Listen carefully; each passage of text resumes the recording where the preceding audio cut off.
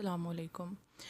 तो आज की वीडियो में हम देखेंगे कि हम स्किल साइडर का अकाउंट किस तरह से क्रिएट कर सकते हैं। तो इसके लिए स्किल साइडर का अकाउंट क्रिएट करने के लिए आपके पास एक रेफरल लिंक होना ज़रूरी है, एक रेफरल कोड होना ज़रूरी है। तो ये रेफरल लिंक और रेफरल कोड आपको कहाँ से मिलेगा?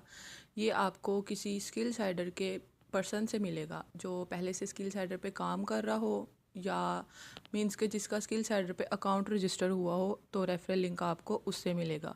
तो रेफरल लिंक मिलने से पहले आपको जो चीज़ चाहिए होती है वो ये होती है कि आपने जो कंपनी का नंबर होता है, कंपनी के नंबर पे आपने जो भी पैकेज लेना होता है वो स्किल साइडर कंपनी के नंबर पे अपने पैकेज की फ़ीस सेंड करके उसकी रिसिप्ट का स्क्रीनशॉट उस यूज़र को भेजना होता है, और वो यूज़र फिर आपको अपना रेफरल लिंक प्रोवाइड करता है। तो जो आपने यूज़र को अपनी पेमेंट का स्क्रीनशॉट ईजी पैसा, जैज़ कैश या बैंक अकाउंट से भेजना होता है, तो उसकी जो रसीद होती है वो कुछ इस तरह से होगी, तो फिर ही वो आपको अपना रेफरल लिंक प्रोवाइड करेगा, और इन्हीं रसीद की बेस पे आपका अकाउंट रजिस्टर होता है, वेरीफाई होता है कंपनी की तरफ से। तो जब आप स्किल साइडर के यूज़र को जो आपके कॉन्टैक्ट में हो, आप उसको अपने कोर्स की फ़ीस की रिसिप्ट भेज देते हैं, तो वो आपको रेफरल लिंक प्रोवाइड करता है। तो अब मैं आपको बताती हूँ कि रेफरल लिंक किस तरह का होता है। जी, तो ये हमारे पास इस तरह का रेफरल लिंक होता है। तो यूज़र आपको अपना रेफरल लिंक प्रोवाइड करेगा, तो इसको हम ओपन करके अब आपको मैं अकाउंट बनाने का तरीका बताती हूँ।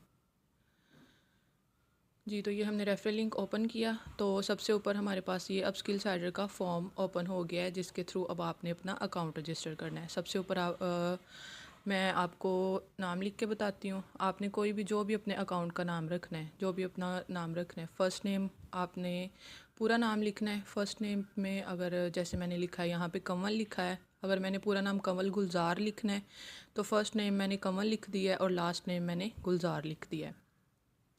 उससे आगे जी हमने लिख लेनी है अपनी जीमेल।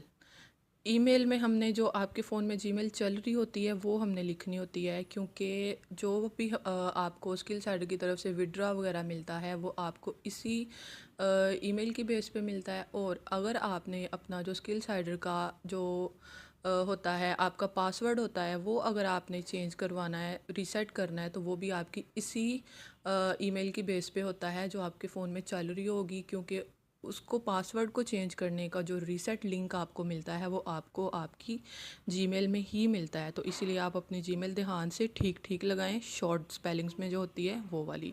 तो यहाँ पे मैं कोई सी भी ईमेल टाइप कर रही हूँ अपने से, आपने ये नहीं कर लेनी, ये मैं एग्जांपल के लिए यहाँ पे कोई सी भी टाइप कर रही हूँ।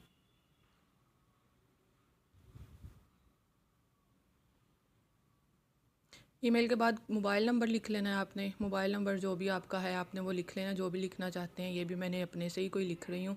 उसके बाद आपने एक ऑथेंटिक सा पासवर्ड सेट कर लेना है, एक स्ट्रॉन्ग सा पासवर्ड सेट कर लेना है, जिसमें बड़े स्पेलिंग्स भी आ रहे हों, छोटे भी आ रहे हों, 1 2 भी लिखी हुई आ रही हो, उसमें ये सिम्बल्स भी आ रहे हों, हैश हो गया, स्टेरिको हो गया, @ हो गया। इस तरह से आपने अपना स्ट्रॉन्ग सा पासवर्ड लगा लेना है। पासवर्ड के बाद आपके पास ऑप्शन आता है सेलेक्ट स्टेट का, कि आप कहाँ से हैं।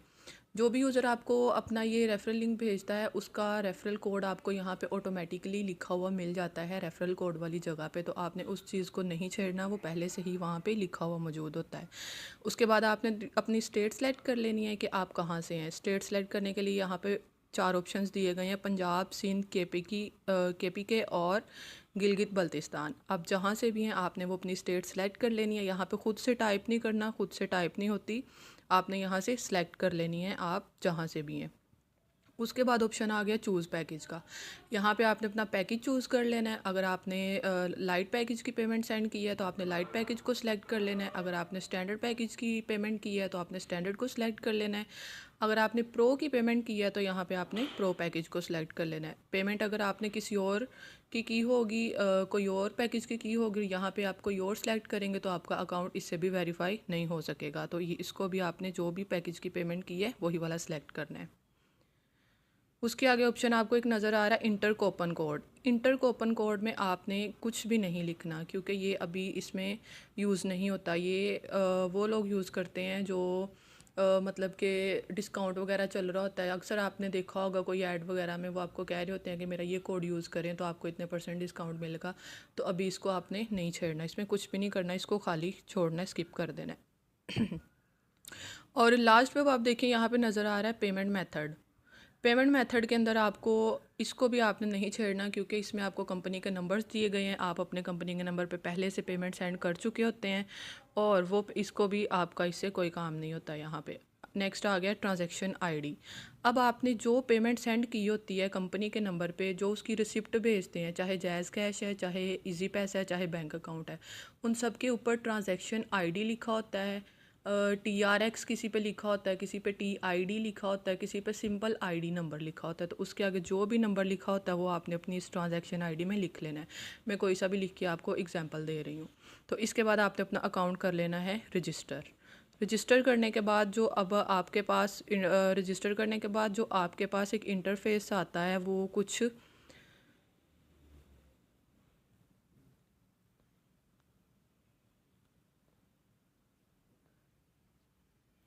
इस तरह का आपको इंटरफेस शो हो जाता है जब आप अपना अकाउंट रजिस्टर कर लेते हैं। तो जब इस तरह का इंटरफेस आपके पास शो हो जाएगा, ये ऊपर लिखा आ रहा है please wait your account is in processing of verification. तो जब ये ऑप्शन आ जाएगा आपके पास स्किल साइड की तरफ से एक मेल भी आ जाएगी। अगर आपने अपनी जीमेल ठीक लगाई होगी, आपके पास मेल भी आ जाएगी कि आपका अकाउंट क्रिएट हो गया है। तो आपने अपने यूज़र को जाके दोबारा मैसेज करना है कि हमारा अकाउंट बन गया है, तो वेरिफिकेशन हमारी अब पेंडिंग है, वेरिफिकेशन करवा दें। तो वो जो आपका जिसने आपका अकाउंट क्रिएट करवाया होगा वो आपको आपका अकाउंट वेरीफाई करवा के देगा कंपनी के नंबर से।